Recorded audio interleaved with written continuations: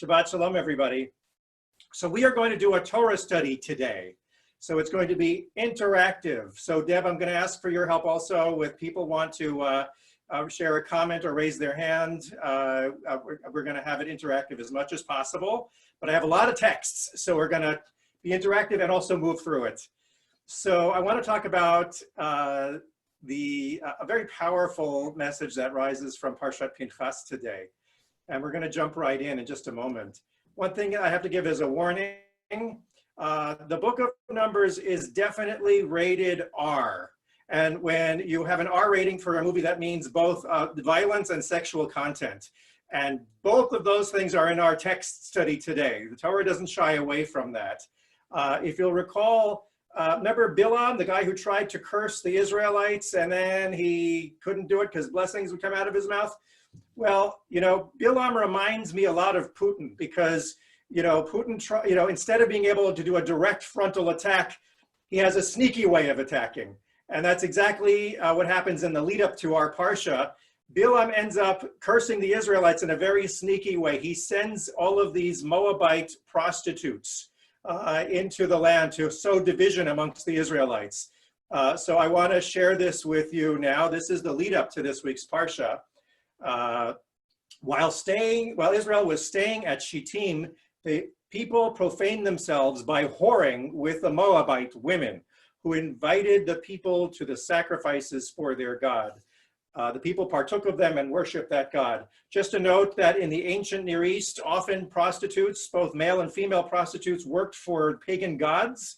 So it was kind of like a twofer. Not only would you show the patrons a good time, but their copulation with the prostitutes would also bring about fertility from the god who was associated with those prostitutes.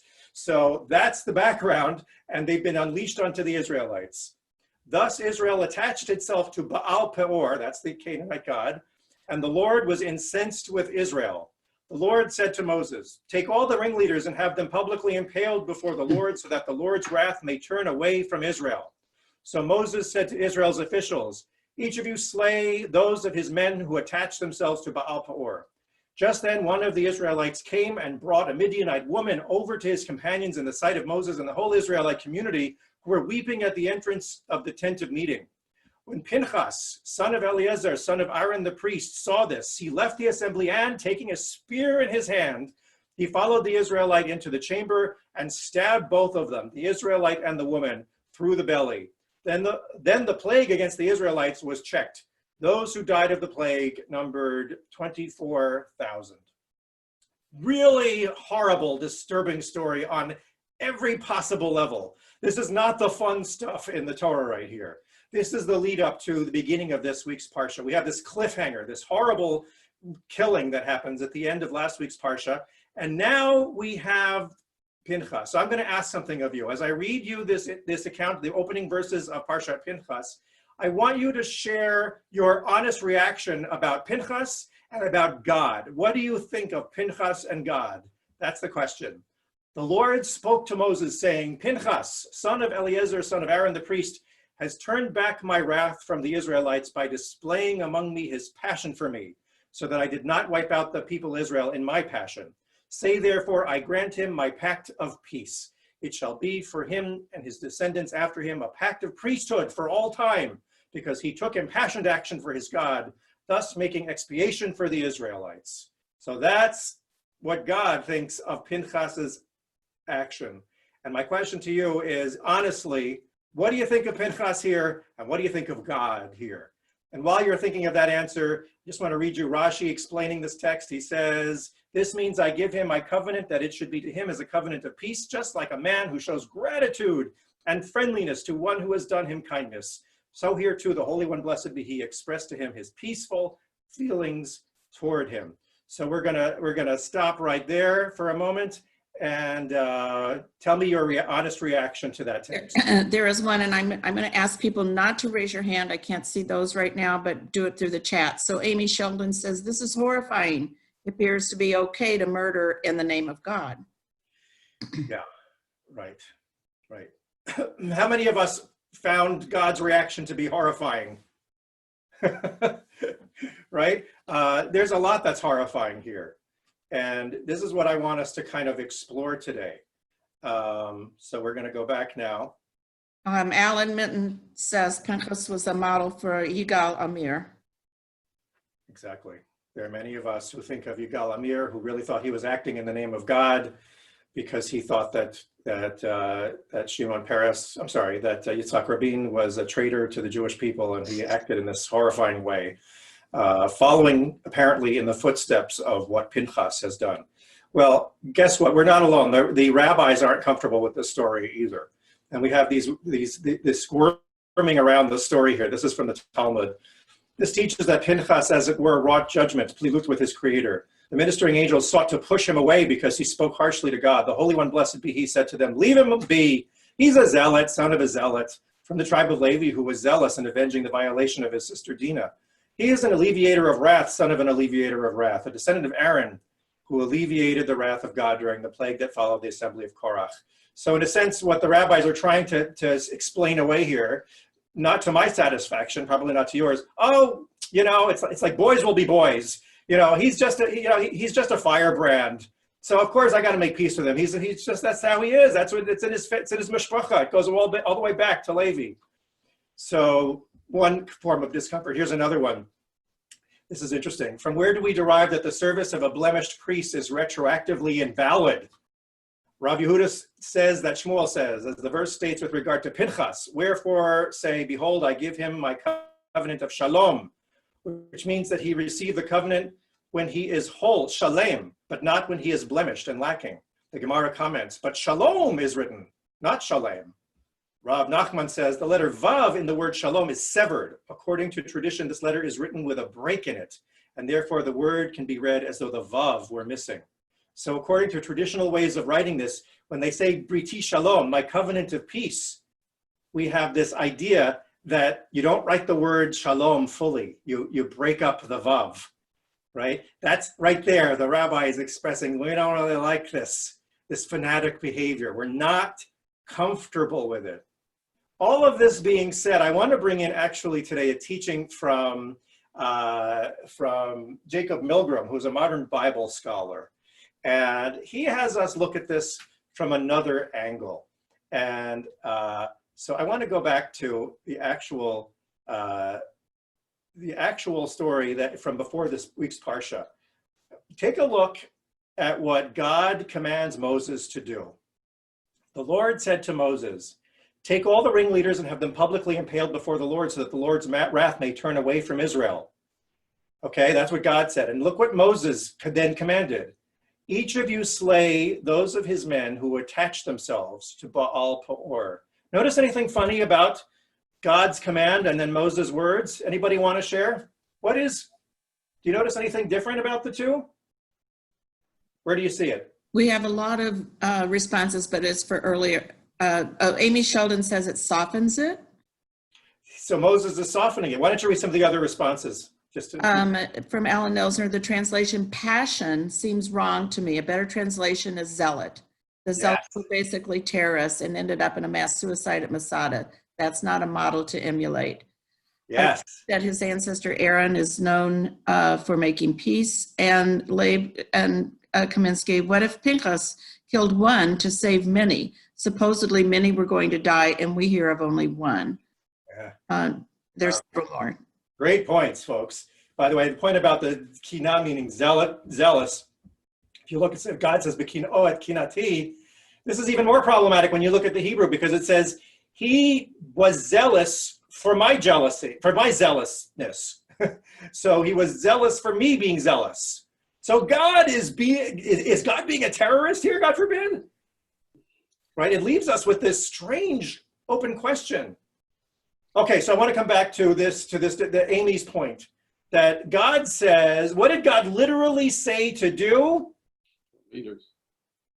To kill the leaders, right? And how did he say to kill the leaders? To impale them, right?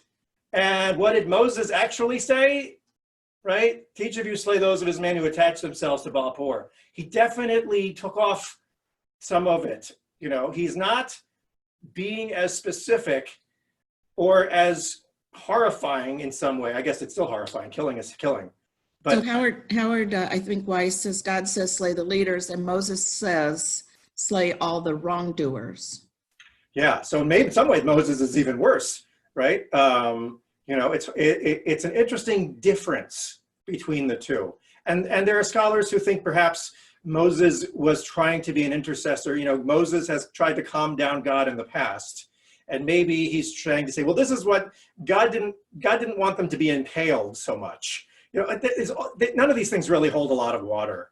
But we have Moses not really following God, and that might suggest that Moses is uncomfortable with God's command and wants to personally change it. And then, of course, we have Pinchas, who plays this role, ultimately, of checking a plague. So because they were worshiping these pagan gods, God's anger unleashed a plague. And what did we know about plagues? Well, let's take a look at another famous parallel to this story. Actually, before we get there, I want to look at this text. Notice what Pinchas did. He did exactly what Moses didn't do, right? He impaled.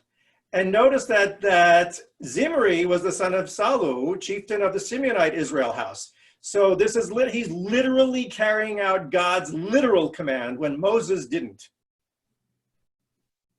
So that's an interesting fact right there.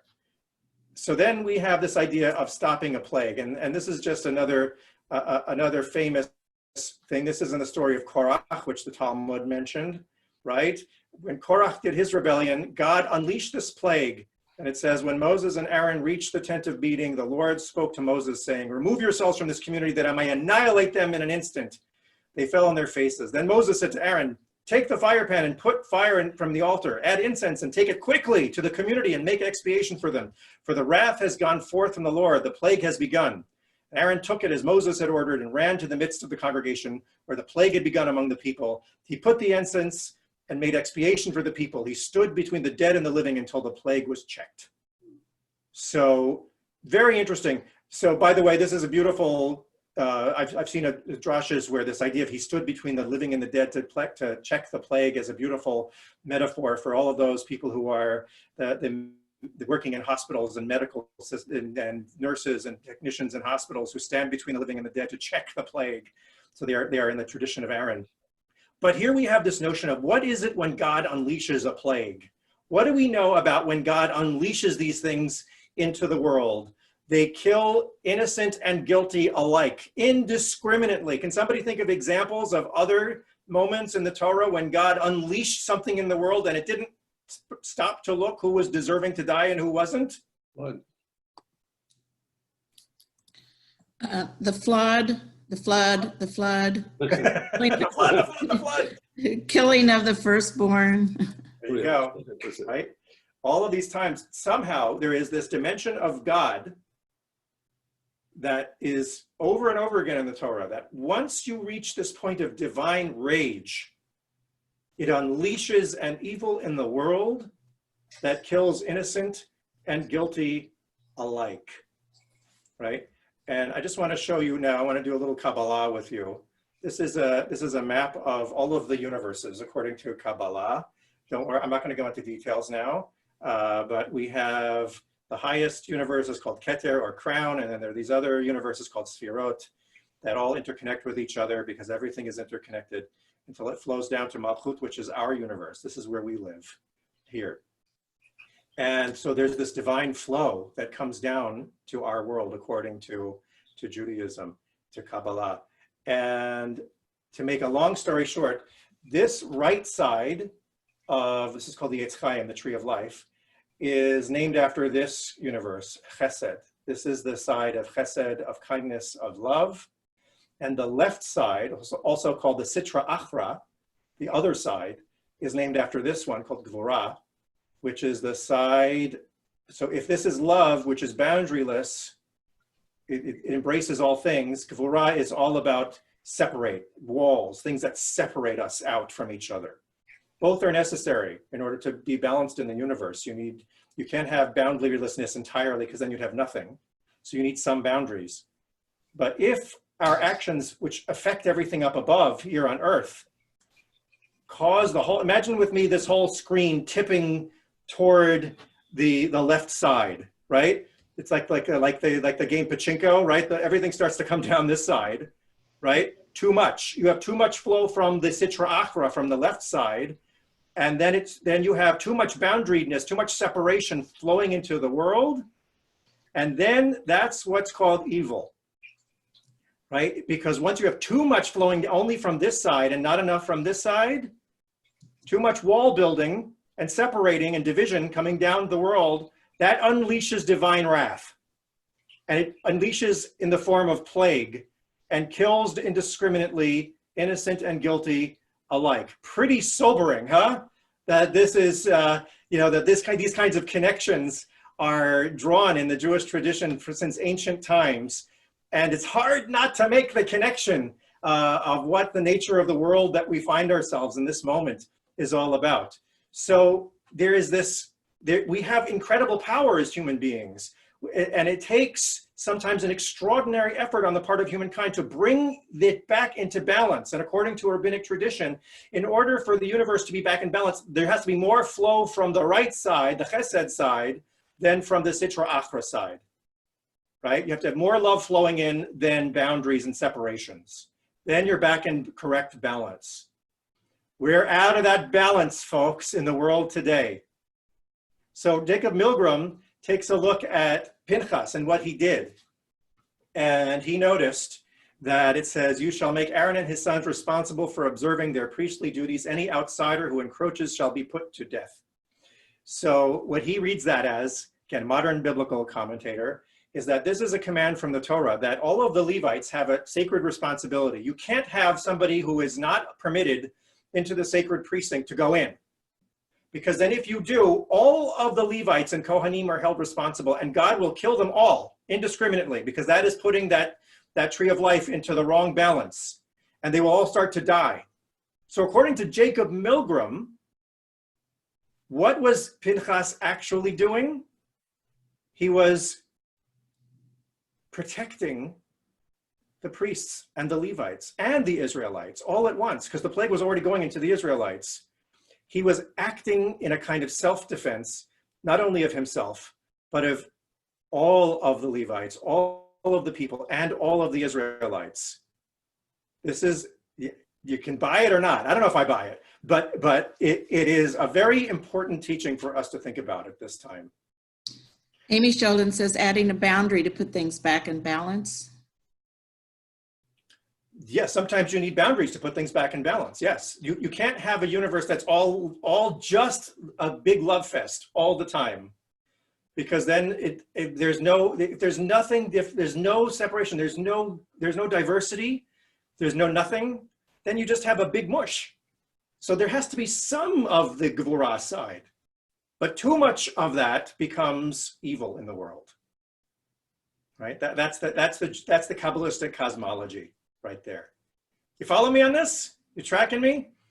So Pinchas, in this sense, is somebody who is creating that balance again through this extraordinary act, because the whole universe was tilting too far to one side. And Pinchas, according to this reading, understood that it took a dramatic act, one could almost say a revolutionary act, to bring the universe back to balance. Do you buy it? I don't know. But here's the lesson that I would like to take from this, that true leadership involves this deep wisdom that everything, just like this Eitz Chaim here, everything is interconnected with everything else. And therefore, we're all collectively responsible. So what Pinchas did may be indefensible. It may be something that is too easily turned into the kind of fanaticism that brings about destruction. And the rabbis acknowledge that. And so we keep a little distance from this story. But what we can do in our time is we can circle back to this story of Pinchas, and we could recognize the fact that all of us have infinite power, because we are connected to everything else. If you see a world that is being taken over by lies, by separations, by divisions, by walls, by hatreds and bigotries. You have within your grasp the power to help set it back in its balance, right? And ironically, that is the lesson even when God unleashes a plague, right? And you know who taught us that? None other than Anthony Fauci, right? He said, the world is a place that is so interconnected that what happens in another part of the world will impact us, right? So he is a problematic exemplar of this, Pinchas. He went and did a violent act in a deeply, inherently violent story in a violent world. And what we must do with this story is not conclude that violence is an option, but rather that our capability of righting the whole world is much more in our power than we could possibly imagine. It all begins with our recognition that we are all connected with one another.